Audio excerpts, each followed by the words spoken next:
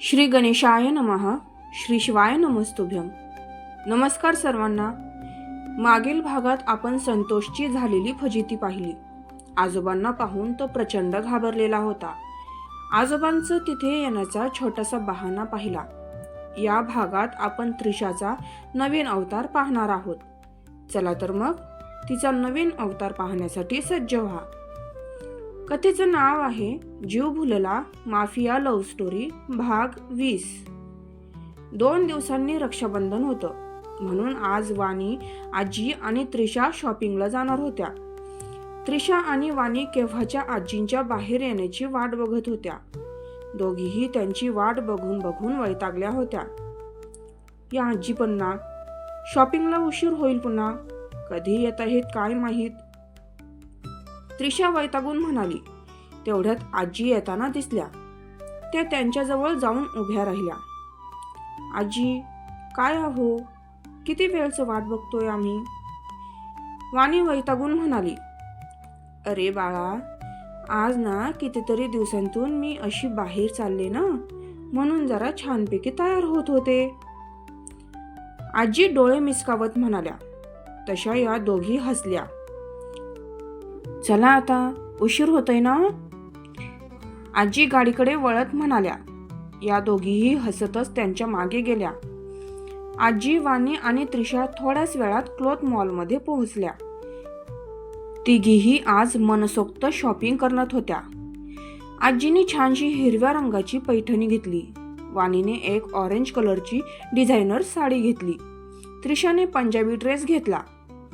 आजीने जबरदस्तीने तिच्यासाठी एक साडीही खरेदी केली, जी त्या तिला गिफ्ट म्हणून देणार होत्या. त्रिशा नाही नाही म्हणत असतानाही आजींनी घेतली होती. तेवढ्यात वाणीची नजर मॉलमध्ये एका ठिकाणी उभं राहून तिच्याकडे बघत असणाऱ्या संतोषकडे गेली. तशी ती घाबरली. घाबरून तिने त्रिशाचा हात घट्ट पकडला. हातावर घट्ट पकड जाणवली म्हणून त्रिशाने हाताकडे पाहिलं आणि मग वाणीकडे. वाणी घाबरून ज्या दिशेला बघत होती तिनेही त्या दिशेला पाहिलं. तशी तिची सटकली. संतोष एक डेव्हिल स्माइल करत वाणीकडे पाहत होता. तसाच चालत तो त्यांच्यासमोर आला. वाणी हळूहळू त्रिशाच्या मागे मागे सरकत होती. तो जसा एकदम जवळ आला तशी त्रिशा झटकन वाणीच्या समोर येऊन थांबली. आजी मात्र शॉपिंग करण्यात बिझी होत्या. संतोषने एक करडी नजर त्रिशावर टाकली, पण त्रिशा मात्र निर्भीडपणे त्याच्या डोळ्यात डोळे घालून बघत होती. रस्ता चुकताय तुम्ही मिस्टर. जेंट्स क्लोथ्स तुमच्या मागच्या साईडला आहे, त्रिशा म्हणाली. तसा संतोष अजून पुढे आला. माझा रस्ता बरोबर आहे मिस, आणि मला तिथपर्यंत जायचंय कुठल्याही परिस्थितीत. संतोषही तिच्या डोळ्यात डोळे घालून बोलला. आगीने पेटलेल्या रस्त्याने जायचा प्रयत्न करू नका मिस्टर. कधी जळून खाक व्हाल तुम्हाला समजणारही नाही. त्रिशा क्रूर हसत म्हणाली. आग तर मला सगळ्यात जास्त प्रिय आहे, त्यामुळे आगीसाठी मरायलाही मी तयार आहे. संतोष त्रिशाच्या मागे लपलेल्या वाणीला खालून वर निहाळत म्हणाला. तशी त्रिशाच्या तळपायाची आग मस्तकात गेली. संतोषने वाणीला हात लावण्यासाठी हात पुढे केला, तर त्रिशाने तो हात डाव्या हाताने जोरात पकडला. आहे तेवढी ताकद तिने त्याच्या हातावर लावली. तसा तो बारीक पण खोल आवाजात विव्हळू लागला. वाणी डोळे फाडून सगळं बघत होती. आजी अजूनही त्यांना पाठमोऱ्या होत्या आणि गालातल्या गालात हसत होत्या. अर्थातच त्यांना सगळं माहीत होतं. त्याने आपला हात सोडवून घेण्याचा प्रयत्न केला, पण जसा तो हात सोडवण्याचा प्रयत्न करायचा ती अजून जोर लावायची. त्याचा हात आता सुन्न पडत चालला होता, तरीही ती दया माया दाखवत नव्हती. नंतर तिने स्वतःहून त्याचा हात सोडला. आपला उजवा हात डाव्या हातात पकडून त्याने त्रिशाकडे पाहिलं. त्रिशाच्या हाताच्या नखांना रक्त लागलेलं होतं.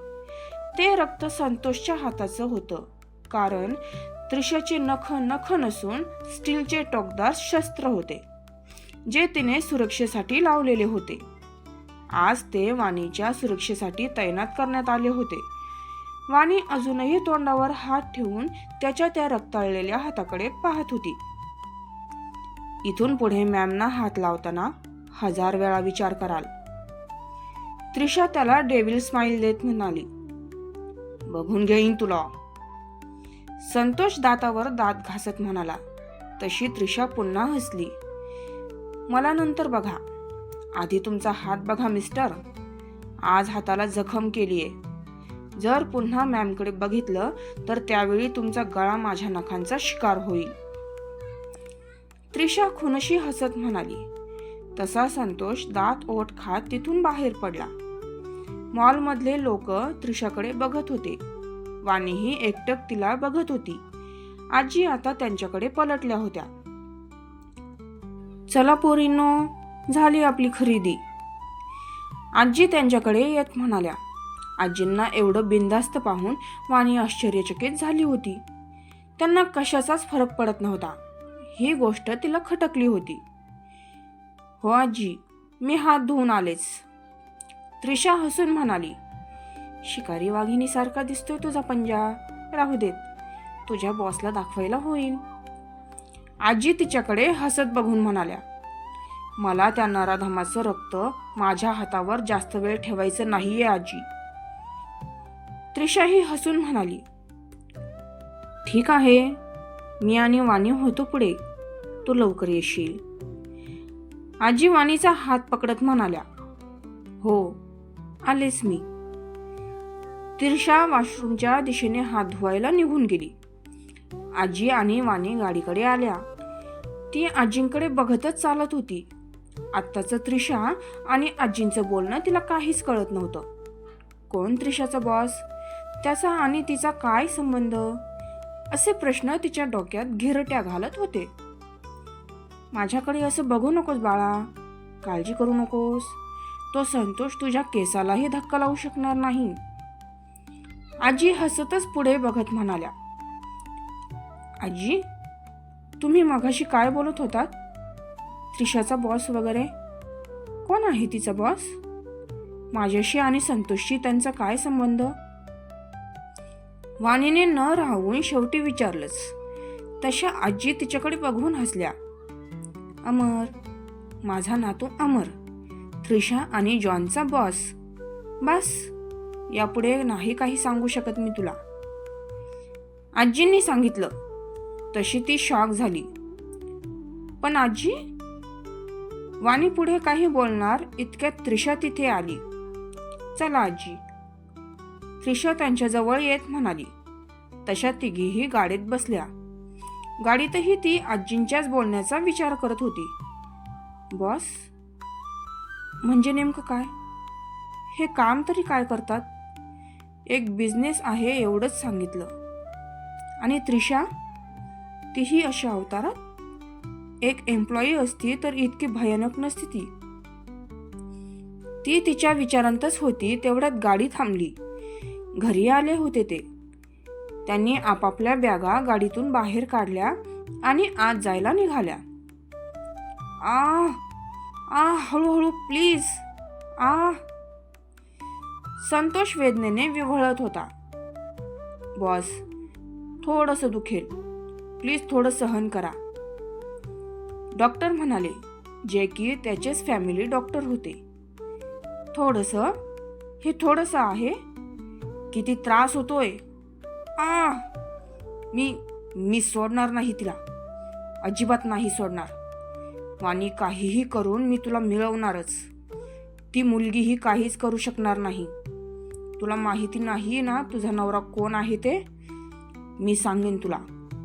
त्यानंतर तू स्वतःहून त्याला सोडशील. मग कुठे जाशील तू? संतोष एवढ्या त्रासातही चेहऱ्यावर क्रूर हसू आणत म्हणाला. त्याला काहीही करून वाणी हवी होती. तिला स्वतःकडे आणायचं होतं आणि त्यासाठी तो कुठल्याही थराला जायला तयार होता. पण तो आता वेगळी चाल खेळणार होता. इकडे वाणी आणि अमर त्यापासून अनभिज्ञ होते. त्रिशाचा वाघीण अवतार कसा वाटला? काय करणार आहे संतोष आता? असा कोणता डाव खेळणार तो? वाणी आणि अमर एक होतील ना, की एक होण्याआधीच दुरावतील? पुढील भाग लवकरच. जर तुम्हाला आपल्या कथेचा हा भाग आवडला असेल तर व्हिडिओला लाईक करा, चॅनेलला सबस्क्राईब करा आणि बेल आयकॉनवर क्लिक करा, जेणेकरून आपल्या कथेचे सर्व अपडेट्स तुम्हाला वेळोवेळी मिळत राहतील. धन्यवाद.